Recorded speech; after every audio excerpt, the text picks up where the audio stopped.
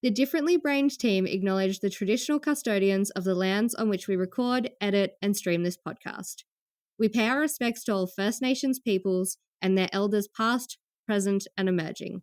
We extend that respect to all First Nations cultures and their ongoing connection to the lands, waterways, and communities. Let's get into it.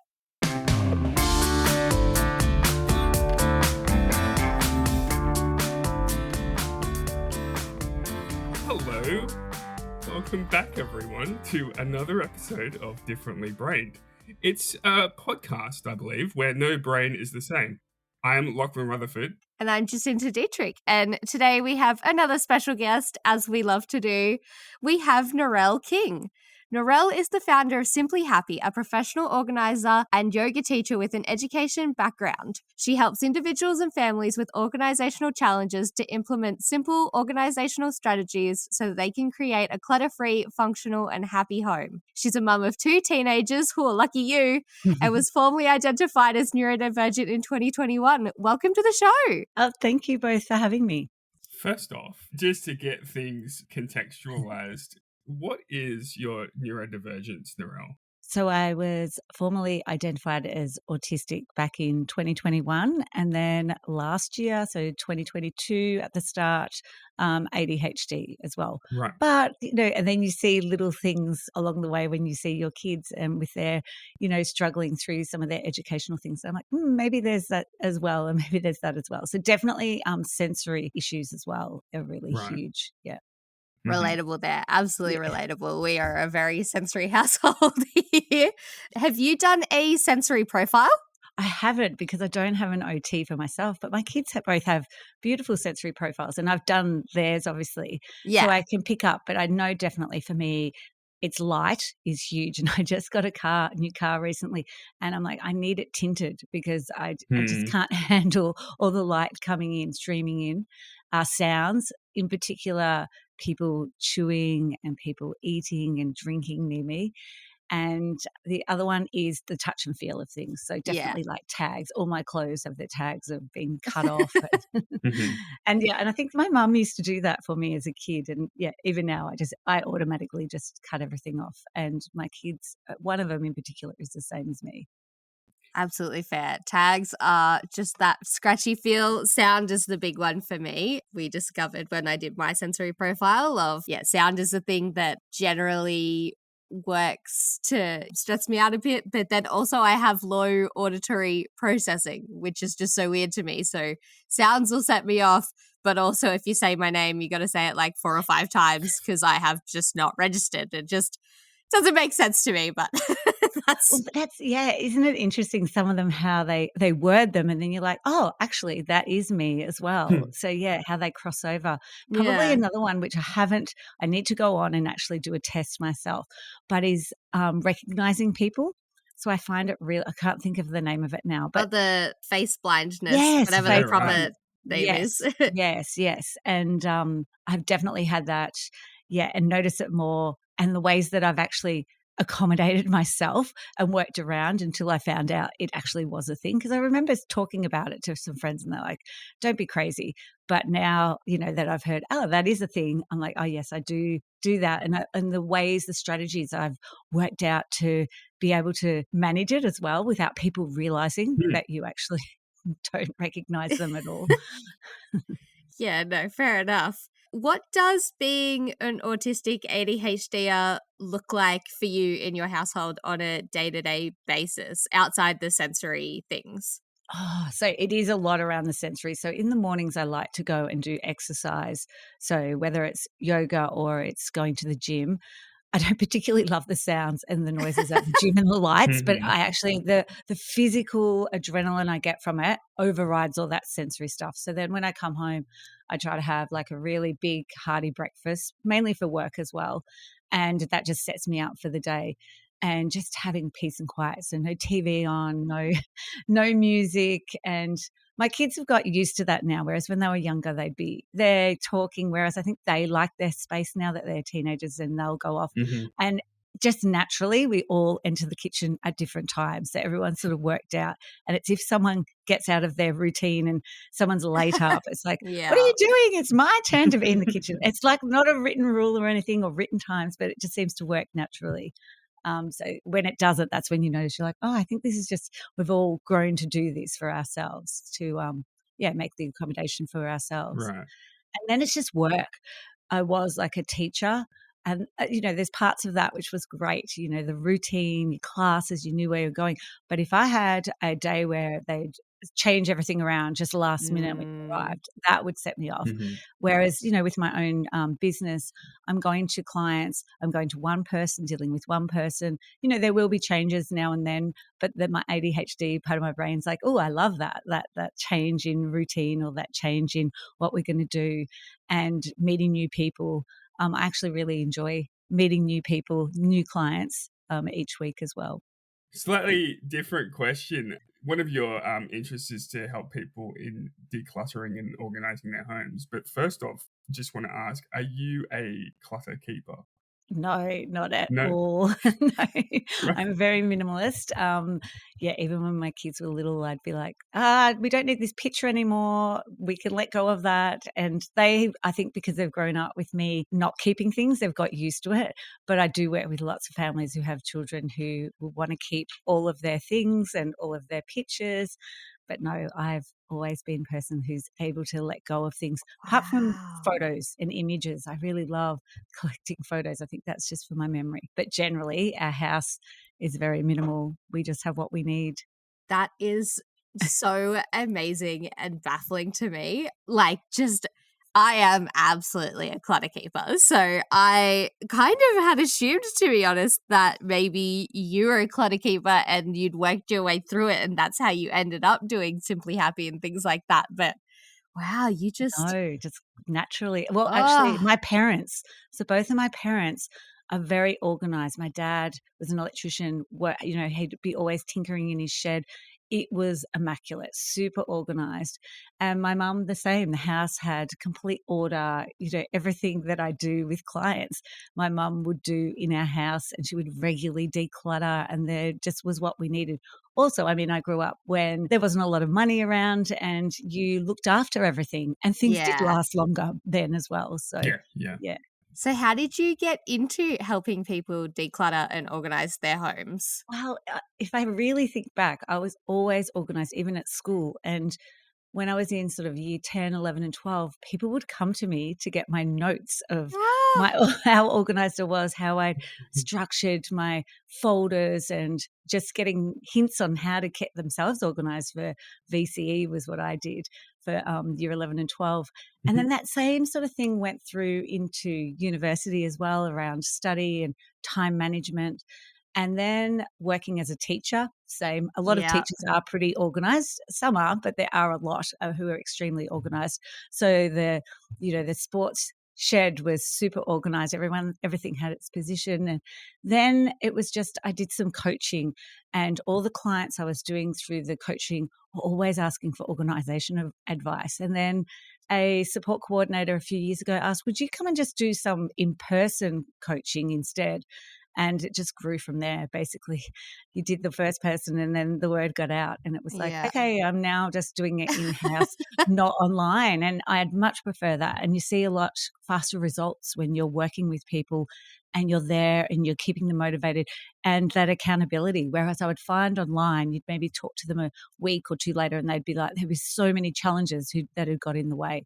And I felt like if I could just come and do it with you, the body doubling would actually help. So, Yeah. so it's definitely just grew from then. It was like 2017. So, a few years ago now. Oh, wow. What does a decluttering organization session look like with you? I haven't had someone come and do that kind of thing, and I'm so intrigued. Like, how does that actually work? Well, first, it's a conversation usually on the phone, so they can share where they'd like to start and which bits are sort of a hot spot. There's always something that they'd like to start with.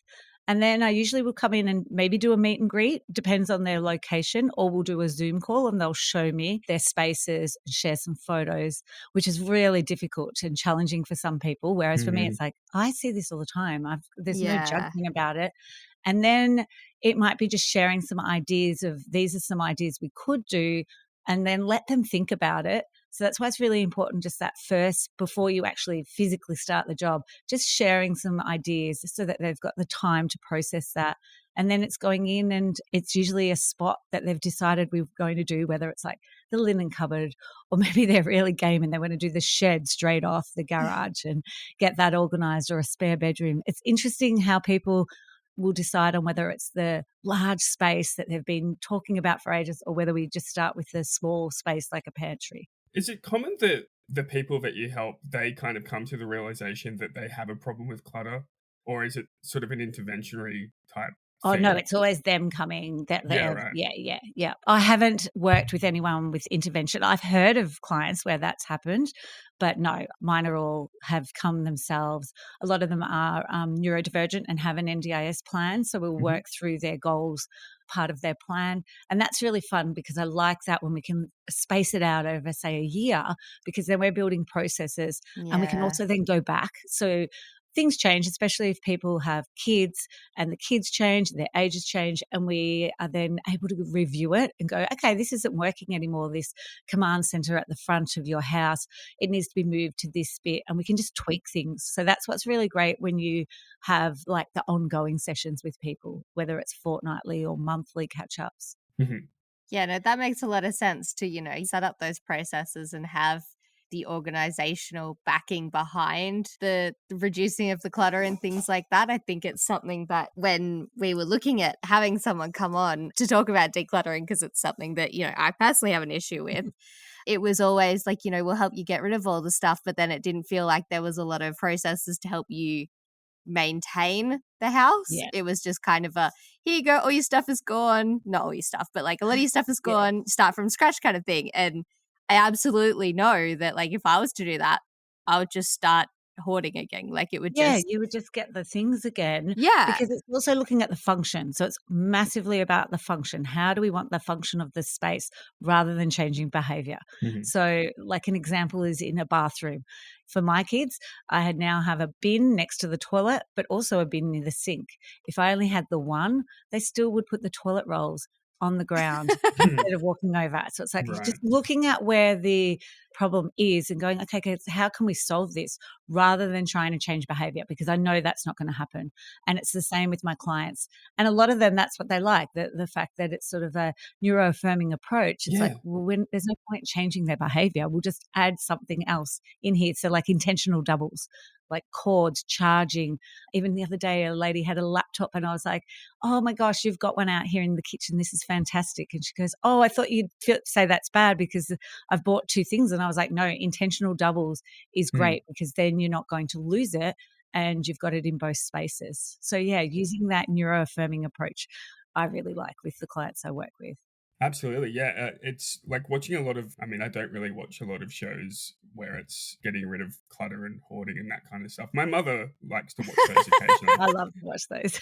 And but yeah, like it operates on some sort of, as you said, like a behavior changing metric, really. Like it's meant to be about it, like they're changing the way that they operate within their own home. And I think it's so great, and honestly not really in other parts of society enough where it is sort of neuroaffirming. Like you recognize the person's situation and you make accommodations around that rather than the other way around. Oh, definitely, definitely. Because then you see change as well. Like you're Yeah. like, okay, now things are working. This kitchen is, nice and tidy, and you're able to find your things because we've set it up to suit you, rather than making you put things away that maybe you don't. Because it's also looking at there's a clutter bug, and she's based over in America. And I love her theory around us all being different clutter bugs. So for me, I'm a cricket. So I liked everything hidden away so I can't see it. But I also like to macro organize. So everything, say you have stationery, you've got all of it. I would have, the rubbers together, the pencils together, the sharpeners. the textures and the pens. And whereas a macro organizer is someone who puts it all together, and it's just called stationery. So knowing which ones we are, whereas my family are mainly butterflies and they like to see everything. So they like the Yeah. air fryer on the bench. They like the toaster on the bench. So it's like then working together too with the different styles within your home. Yeah, I like that. That's something that I'm gonna absolutely look into that after this, because I think potentially me and my partner Lucas are different styles. Yeah. Where I would absolutely love to be a cricket and have everything away because I know it looks nicer, but then I forget it exists. That's exactly Yeah. So I know that I have to have it out, but then like it annoys me that I have to have it out kind of thing. And he is absolutely a put it all away, I don't want to see it kind of fella. So we've had to, meet in the middle a little bit where we have a lot of storage containers for my stuff, but they had to be relatively clear ones.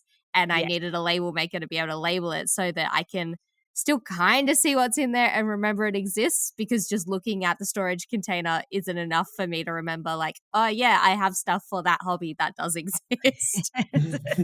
And look, and that's another thing that it's like tears me, because I really loved things to be sustainable and for us to set the home up.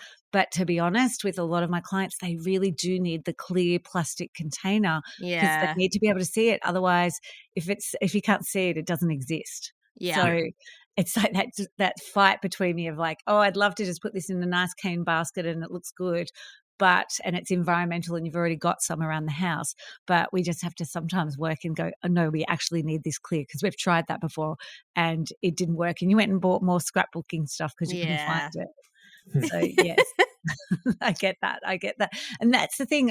Whereas I find for myself the special interest, I'm quite happy. And I think I've taught my kids that, okay, we're finished with boxing. No one's boxing anymore. Okay, let's sell the boxing gloves and the, punching bag and stuff. And let's move on to the next hobby and special interest that my kids are interested in or I'm interested in too, which I don't see that in a lot of homes. Not initially, but over time, that's when people go, this is really good if we can move some of the stuff out. The long-term clients that I have, just see a real difference in their own mental health and even just spending as well, and realizing why they're actually purchasing things that they don't need, and that dopamine, just looking at the dopamine hit they're getting from it as well. All of that is just, so amazing and insightful. When you said first that, when you guys are done with something, you unsell it, my heart gave like a little like, because my first instinct was, but what if you get back into that hobby again? Then you have to go and buy it again. But, you're probably right in terms of looking at why we buy these things and all of that. I was like, oh yeah, that makes sense. Okay, fair enough. Deep breath. And I don't know if you've seen, there's some really great Facebook groups, which are like crafting groups. And so you can go in there and you can say, I've got this, I've lost interest, even a project that you haven't finished, and you can forward it on to them and someone else can do it and finish the project. Or you can sell, or it's donate your hobbies that you don't want to do anymore. And I just feel like the universe, if you do get back into it, you'll be like, oh, I can get the new tools that have come out, the new parts of it, and it might be slightly different. That's how I see it anyway. That's true, actually. The sharing economy on, Facebook and things like that, especially in our neurodivergent communities, I think is really starting to grow and thrive, because you're absolutely right. We get halfway through and then we decide, oh, we don't want to do this anymore. And I think that is one of the things that makes me feel a bit safer about getting rid of things, is knowing that like down the line, I probably can find that stuff again for free or relatively cheap from someone else who's done the same thing. Yes, definitely. So that is definitely a bit of a ease on the whole process for me personally, of looking at like, okay, maybe we can move on with this hobby and it'll go to someone who actually wants it, and then down the line maybe it will come back, but we'll deal with that and it's okay. Definitely. They're like ADHD crafting, donating Facebook groups. There's lots of it. They're worldwide as well. But I've joined just some of the ones that are in Australia to be able to also help my clients move some of their things on as well to other people. We're going to go to a quick break, and on the other side we'll have more clutter questions for Narelle. If you find yourself wasting precious time searching for misplaced items and wishing for a more organized life, then you need my 5-minute declutter ebook, the ultimate guide to quick and easy organizing solutions for a clutter-free and happy home. Forget about spending months KonMariing your house. These fun solutions are designed to give you immediate results in under 5 minutes. Head over to Simply Happy in the resource section and download your free copy and start seeing results in minutes. Welcome back from the break, everyone. I hope you enjoyed the break. We certainly did. And we're here talking to Narelle King, who is the host and founder of the Simply Happy podcast. And we're talking a little bit about clutter. And this is a pretty rudimentary question, and it's probably going to spawn a whole heap of really broad answers, perhaps. But the question is, why do we keep clutter, Narelle? Oh, I think it's like really interesting because Jacinta said it before, like, oh, but what if I need it? What if I need it again? What if I want to use it again and I've let that go? So that's a big one that I hear all the time, that people are like, oh, I'm just not sure if I'm going to use it again, so I better keep it. And like, so when I'm talking to people about that, it's like, I have a 20 rule, it's called. So it's 20 minutes and it's worth $20. If I could replace that item for $20 in 20 minutes, then I'm going to let it go, because I just don't have the space in our house to keep everything that we may potentially use down the track. The other one is the financial. So that's why it's work out what's for you. Maybe it's something for free and it's going to take you, say, 5 minutes to be able to find it. Maybe it's on a Facebook group and someone's getting rid of it. So you just have to work out what's going to be for value for yourself, if it's going to be money or no money, and what time you're going to put around it. But I think that really helps you to decide whether to keep it or not. And then also just looking at the finances. That's a big thing. Even if people aren't going to use it, but they've paid a lot of money for it, they really feel guilty about letting it go and not using it. Yeah. Again, like secondhand selling it, and you're never going to get as much as what you bought it new in the first place, which is why I always jump on Facebook Marketplace when I want to buy something before I'll go and purchase it brand new, because it's always someone who's seems to be getting rid of something for whatever reason. They're moving. I don't know. There's so many different reasons why they got it as a gift and they've already got one. So yeah, it's definitely the finance. And then it's also like maybe someone's given it to them, so there's sentimental value around it. Yeah, which is really big as well. And that's probably the least one that I'm not going to push anyone to do anything with. It's like, how can we preserve it? And actually, instead of maybe having it in a box and hidden away that no one's going to see until you declutter again in a few years' time, how can we preserve it? How can we put it out on display somewhere so it's like a talking point as well? Mm-hmm. So I know for myself, I've kept some of my grandma's things, and I like that. I mean, even when my kids were little, people would be saying, you know, you're crazy having it out. But I'm like, I love it. I love to be able to see it.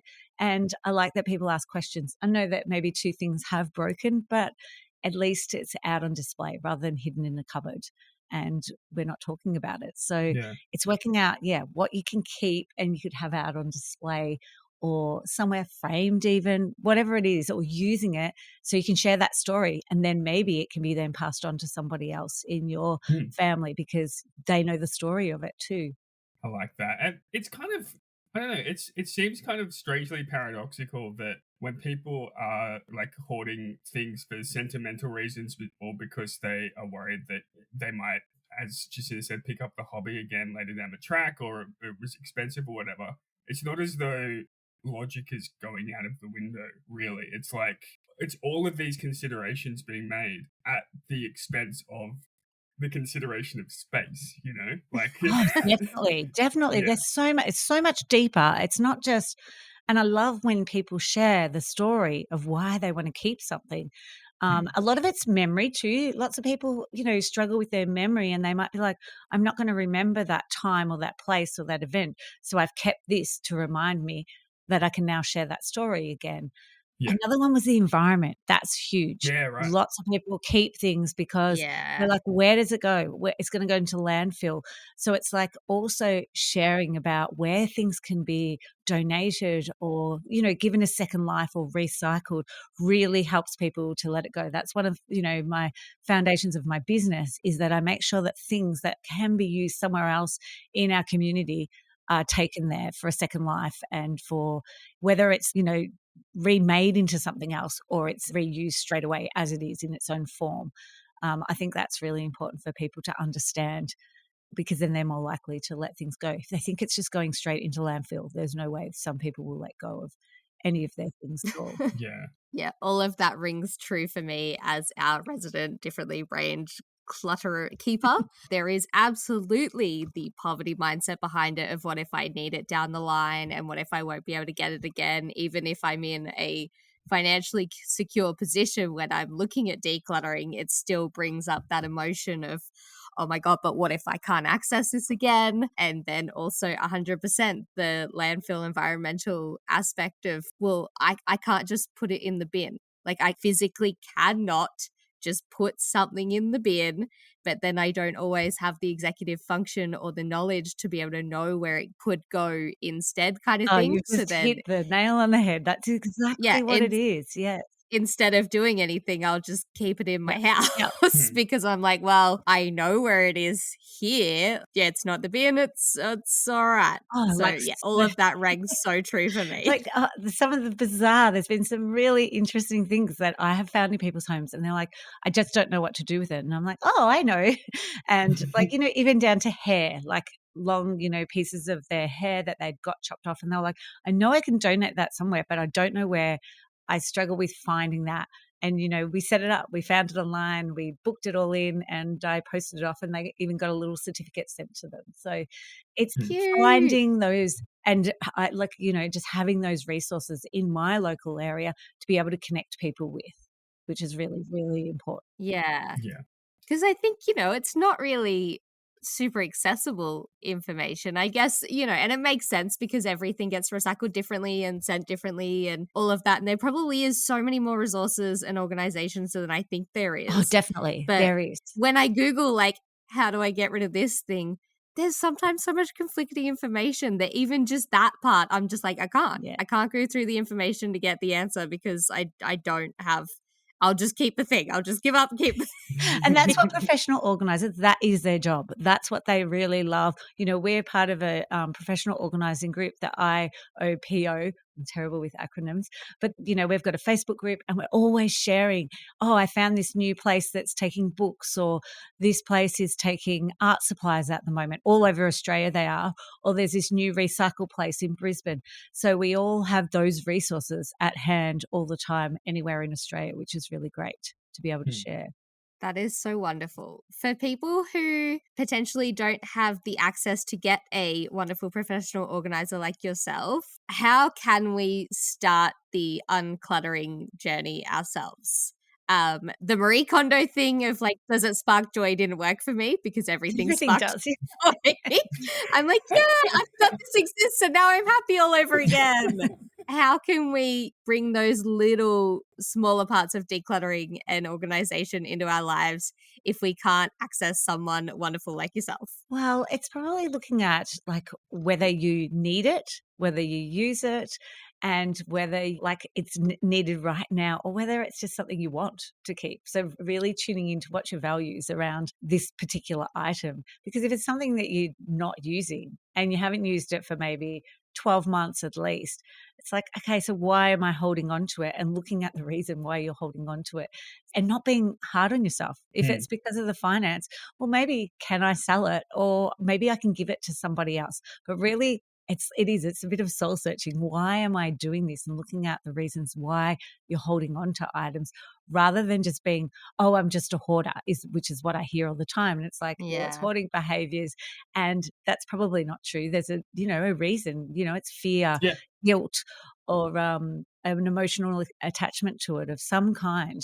And so it's just really looking at those, and then just looking at the area that you want organized, whether it's like your pantry, and looking at, why do I want this? What is it that I'm trying to get out of this space? And then going from there. So, if it was your pantry, I want to be able to, the kids, for example, to be able to get their own lunch boxes ready. So looking at the snacks, maybe we could put those together in a box of some kind.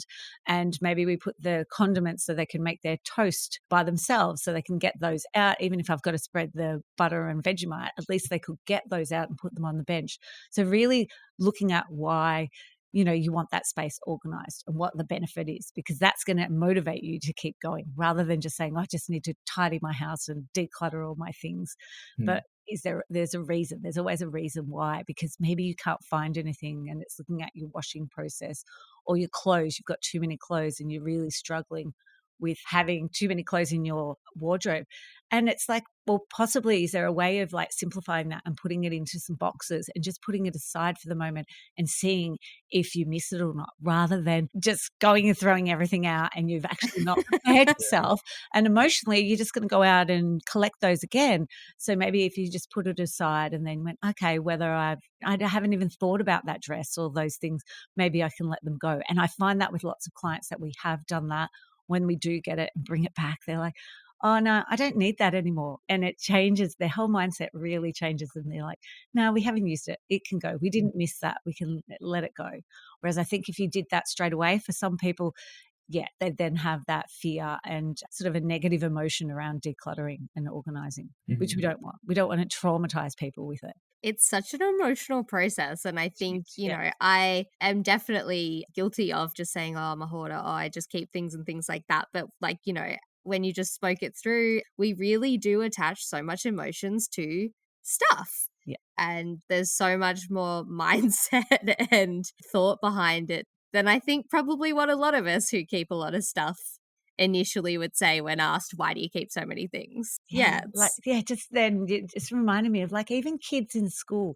You know how they put their artwork up at school and display it so they get to see it, and then they bring it home. And if we just said to them, that's it, it's in the bin. But if we put it on the fridge for a little bit, I found that my kids in particular would be like, no, I'd say, okay, the next step was a pinboard in their bedroom. Do you want that to go down there? And they'd be like, yes or no. If it went there, yes, then it was like, okay, do you want to keep this one after, another month or so? And it was like, nah, it's okay. It can go now. So just recognizing that and putting things on display really helps. And I think, then taking it away and bringing it back out again, then you've got that chance to say, yeah, I haven't missed it. Or, yeah, that's really great. I loved seeing this again. So, just definitely around the emotion and thinking about the emotions around why we have things. Yeah. But starting early, like I see it with children all the time. And when I love working with kids the most, because I see over time, it's like, okay, then they go, oh, actually, I don't need that anymore, do I? And I'm like, it's your choice. They can keep all the artwork and all the pictures. And then over time, though, they do eventually, if we keep at the process of before Christmas or before a birthday, is going and decluttering and organizing their things again. I think they just get used to that uncomfortable feeling, and then it's not so bad if you continue to revisit it. Yeah. Which I'm sure, Jacinta, for you, is that something that you did as a kid? Did you go through and have to do decluttering before a birthday or before Christmas? No, definitely not. Our financial position was very different when I was a kid. So birthdays and Christmases were things that we really, really needed. Yeah. Like, your new school bag and things like that. So the idea that we would get rid of things before that, it was, no, definitely not. It was absolutely, you held on to everything. And I've clearly definitely taken that into my adult life. Yeah, and that's true. And I find that with clients. I see that with clients who had that as their upbringing, and then they're passing it on to their kids and like, here's showering them. Here's all the things that you can have, because I didn't have that as a kid either. Yeah, no, that makes a lot of sense. And to work with kids and get them while they're, still fresh and they don't have as many, emotions of the fear and trauma surrounding it. It sounds so much nicer. It definitely is. So we've talked about how you help people physically and Zoomily in their homes, but you also have a podcast. How did you start that and why did you start it? Oh, the same. It was the same probably as you. It's just trying to connect with people and share simple steps that people can do in their homes without me being there. So things that I will do with clients, it's just sharing solo episodes around those. And some people will reach out and say, oh, can you do one on car organization, or can you do one on a command center for my kids at the start of the year? So just sharing how I would do that with a client and sharing some examples. And then the other part, which I absolutely love, is interviewing guests. So having people come on for a conversation And I'm a bit picky. I just go, I like that person and I really like what they're talking about. So it doesn't necessarily always have to be around organization, but definitely relates to the environment. Maybe it's more around like mental and physical health as well, which relates completely with organization when you really peel it back. But for people who have just heard of organization, say Marie Kondo, they're like, oh, I don't think there's any emotional stuff there, is there? And the other bit is around the environment. So really focusing on like how can we be more sustainable in the way we're living as well and the things that we're consuming and buying. So yeah, so love having guests on who share their information. And then obviously having that neurospicy part to myself, special interest, I'll invite guests on because someone else reached out and said, do you have to be neurodivergent to be a guest? And I was like, no, but I do like neurodivergent guests. So yes. And thank you because it was great having the two of you both on the other week as well. Thank you. Yeah, actually, for those who are listening to this, if you haven't listened to our episode where we were interviewed on Narelle's show, go and do it. We'll have a link in the show notes. It was a beautiful plug. Well done. Yeah. Nailed it. You said special interest, and this is probably off topic, but are there any organizational environments or spaces that you aren't as interested in decluttering and organizing? Like when you said car organization, already I'm not a super on top of it person, but I was like, I don't want to do that the most. Is there any that you're like, oh, that's less fun? Oh, no, not really. Probably. Oh my God, you're amazing. I love all, like even paperwork. I'm probably less likely to, like I probably have that thought of, paperwork. But once I start, I'm like full on into that. Same with photos and like online digital photos. It's probably the least. I'm sure there's someone else out there that I would send and handball that job onto because that'd probably be my least. I'm definitely more like the physical hands-on. Yeah. But I don't know. I do a lot of executive functioning for people, like working through a problem that they're having, a bit like even the one that you were talking about, NDIS, and reaching out to people and bringing them together for them because some of them really struggle with that. So the organization ranges from physically organizing a space to also admin, like life admin, personal assistant type things as well. And I like them all. But yes, I do really like spaces and like I love garages and kids' toy rooms are probably my favorite, as well as what do you call it? Pantries. I love pantries. I don't know where you'd even start tackling a kid's toy room. That just sounds like I cannot imagine putting an organizational structure in there that's ever going to work. So the fact that you're like, yeah, we can do this, I'm like, wow. Yeah, no, I love toys and organizing that space is amazing. It's heaps of fun. It's great working with kids too. You spoke about how you help people with their executive functioning and whatnot. And in conversations that we've had with people who have ADHD, executive functioning can be quite a difficult thing to overcome. How are you able to get to a point where you can function in that way yourself, but also help other people to do that? Yeah, it's interesting, isn't it? And it's the same in the professional organizing world. There's lots of other neurodivergent people working in this area. And some of them find that it's because, they've worked out all the processes themselves. And so therefore they can help other people. And some of them will say that they're not very organized in their own life or they're not very motivated to stay organized. Whereas I find that I am really motivated and I think I just like that dopamine rush of getting everything organized in my own house. Executive functioning for me probably is more around like appointments for my kids, the things that I'm not so motivated, or myself trying to get a psychiatrist appointment for myself, which has taken, the referral from the doctor. So for myself, that's where I lack. Whereas you could tell me, could you do this for me? And I will have that done for you in 2 to 3 hours. So that accountability of somebody else, I can do that for you. Whereas in my own life, that's where I'll struggle with some of the things. I'll get it done, but it may take just a little bit longer than if I was to do it for you, that I'd do it in the next hour or two for you and get it back to you. Yeah. Yeah, okay. It is very different when it's someone else. Like I feel like I can do a lot of different things for other people that I just really struggle with for myself. I don't know what it is or how it clicks in, but I don't know, it's different. The brain is like, oh, no, that's not for you, so you can do it or something. I don't know. Yeah, it's interesting, isn't it? I do find the brain, that whole chemistry around our brain really fascinating. and how it works. And that's what's great about working with neurodivergent clients, because there's no shame around it, because I get what you're struggling with, because I do that in my own life, but I can help you with this because it's not mine, it's your life. So let's try and cancel that membership that you've been paying for 6 months and keep saying, I need to cancel it.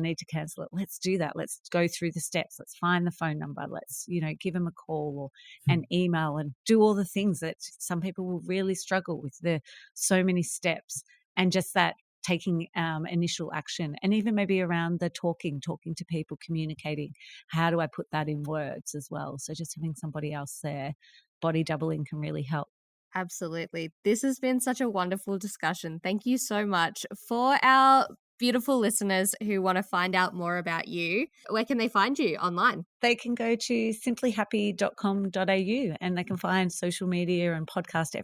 Everything's there. So yeah, they can just go straight to the website. Wonderful. So organized. Well Make done, it simple and easy. Yeah. Amazing. Well, this has been so helpful for me personally, and I'm sure it's going to have been helpful for so many of our community, because I know that a lot of us are hobby hoarders and clutter keepers and all those things. So thank you so much for coming on today and sharing all of this. Oh no, thank you so much for asking me. It was so lovely to chat with you both. Amazing. And we'll have all the things that Narelle discussed, as well as her website, in our show notes, as well as a few bits and pieces if you want to come and find us. But in the meantime, we'll see you next week. See you, y'all.